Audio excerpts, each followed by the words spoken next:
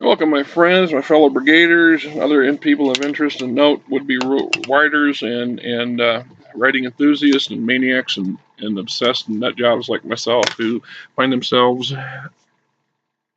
not quite 100% understanding why it is we do this maddening thing we do. Why do we want to write? Why do we want to get published? Well, we all have our reasons. You know, mine was I needed to occupy a lot of time that I didn't. Then I needed to focus myself so I wasn't obsessing over issues I couldn't physically or mentally control outside of my environment. And it progressed into a sort of, I don't want to say an addictive madness, but it is what it is. I don't write nearly as much today as I did a year ago, and it eats at me every day that I don't. I'm working on getting a project, one of my previous written projects, into a digital version so I can do something with it. My intention, of course, as I've said, is to get this series of books published using Amazon's Kindle service and anything else I can. Meanwhile, I will peddle it to agents and stuff. But to get to that point, I need a digital edited version, and having it all on paper is not necessarily an easy thing to convert to the other. And everybody says, well, you can get programs. No, I had those programs, and guess what? They don't read my handwriting too well. And even the ones where I've got typed, they barf up everything. They just do not translate nearly as good as what people think they do. So you do it the hard way. Now, my topic on this particular installment for my On Writing Well series is character introduction. Now, I don't want to make this confusing, but I'll simplify it. What I'm referring to is one character being introduced to another character. Two primary characters in a story coming together and getting to know one another, and or setting up the premise for moving forward in the story. This works the same thing for role play games. If you're trying the old fallback ubiquitous, you're all in a bar, five strangers in a bar get together and decide to go on an adventure. It's just a lot of GMs game masters will just throw that out there and say, okay, you just all already know each other. You're all from the same village and town, whatever. We'll just simplify things. Okay. Well, that doesn't necessarily work well when you're trying to write a story. Now, you can, introduction. Joe and Fred know each other from some other encounter, so they have a passing knowledge. Joe is introduced to Fred by a third person.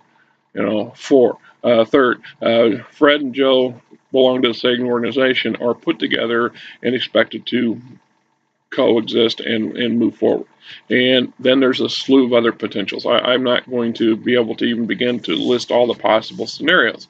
Now, I think I have introduced characters two dozen different ways. And I try hard not to use the same old trope over and over and over again because, when you're introducing new people, you're introducing new people. But if you use the same formula all the time, it becomes, another one.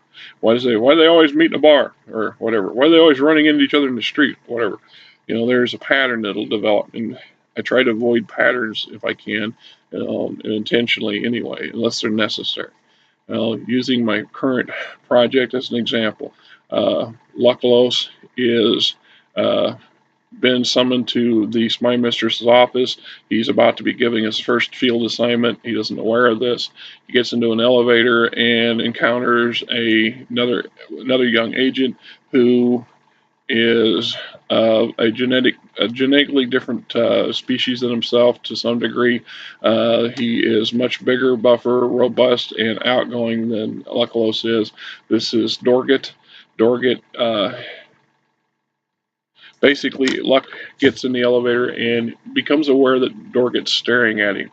And Dorget's staring at him kind of from the side, kind of like, like he's not that he's in awe, but he's in recognition of this particular person.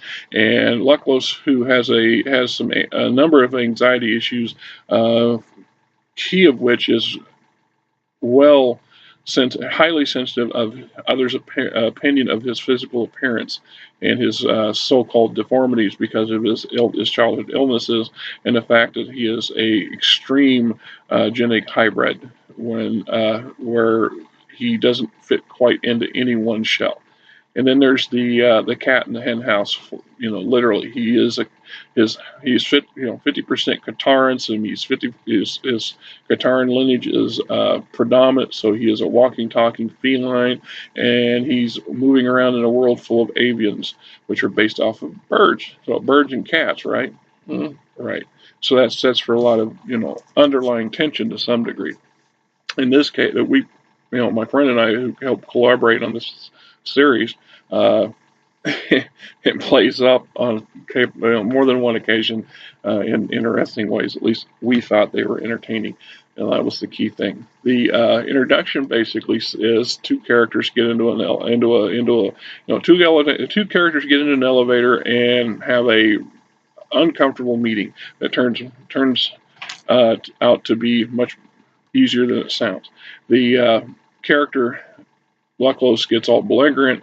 What are you staring at? Basically, all right, get it out. Get it over with. You want to make fun of me? What is it? What is your problem? And Dorcas comes out and says, "You're the prince." And then Luckless is like, here's some of these people who are royal watchers or whatever. They get off on following the antics and then Dorget starts going off on this. Oh yeah, we heard about you in this, that, and the other thing. Probably 80% of what the Dorget character is rambling about, Luckless becomes appalled by because none of it's true. Most of it's coming from the local version of the National Enquirer, so it's all BS. And he's totally shocked by some of the stuff. And then there's a couple things that are the kernels of them are true, but they're totally blown out of proportion, and he's just horrified by some of the stuff that's coming out, the spewing out of this other guy's mouth. Meanwhile, he's not overly thrilled at this particular character because this character is everything he isn't. He's tall, he's robust, he's buff, he's outgoing, he's obviously the potential chick magnet, and immediately, is aware that this guy is as dumb as a box of rocks, which is everything Luckless isn't. And then add-ins to add more to the possibility of potential issue. Prior to this, Luckless had an encounter with a very bouncy and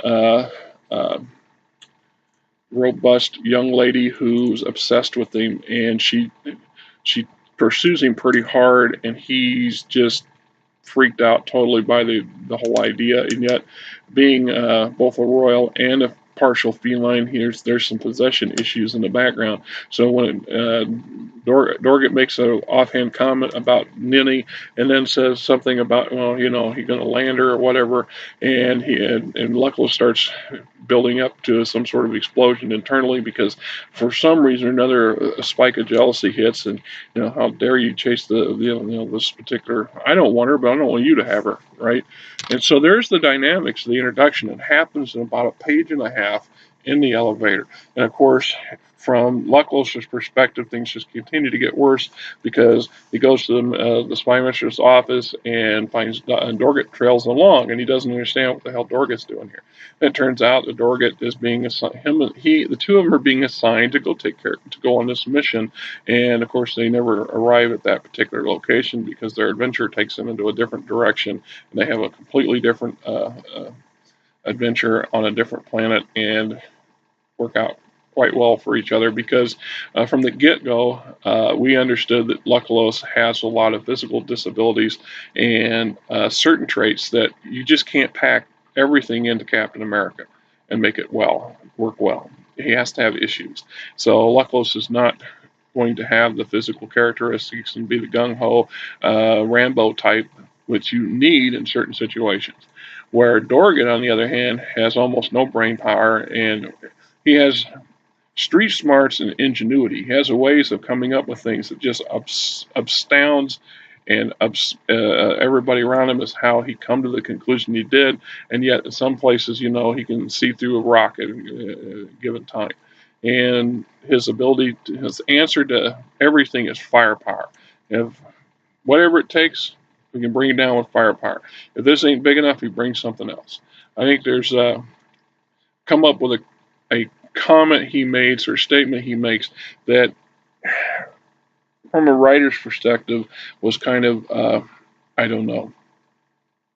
cheesy, right? But yet it's so Dorgant. I left it in.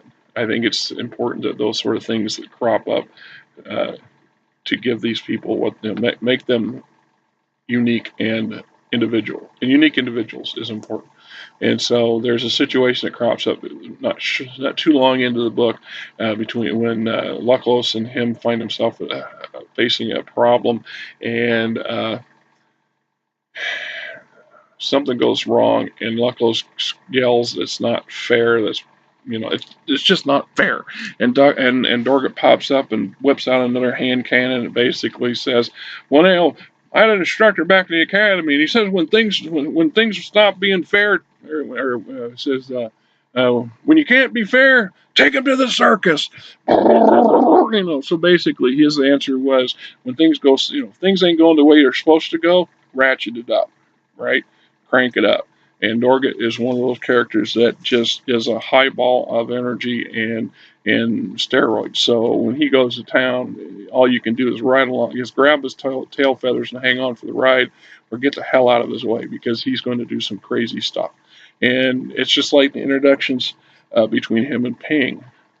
They it's just weird, and yet there's a dynamic that takes off. There's a character issue where they're on a planet Emerald and they're chasing some bad guys, and Ping and Dorgant end up on the same sky bike.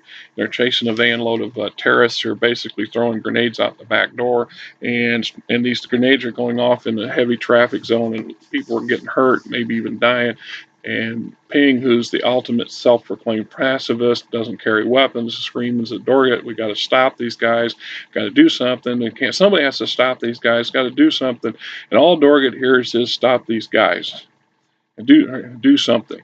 And Dorgant's like, "Bah!" Pours on the damn gas and literally shoots the rockets the sky bike right into the back of the van, plows over one of the terrorists, and then in the process, coming to a dead stop, Ping, who's not strapped down, goes flying over Dorgant's shoulder, feet first, and basically tackles a second terrorist in such a manner that it appears like he did it on purpose. And Dorgant's just cheering him on, "You go, you go, you go," and tears into the driver. Meanwhile, the one terrorist, he turns around and tries to engage Ping. Ping's in survival mode and manages to grab a ceiling and pull himself up as the other guy comes charging past him and fly. And then in the process, he shoots underneath him, and then Ping drops down and hits him in the back of the foot by accident, sending him flying out the back of the damn van. And Dorg's just having a field day with that one.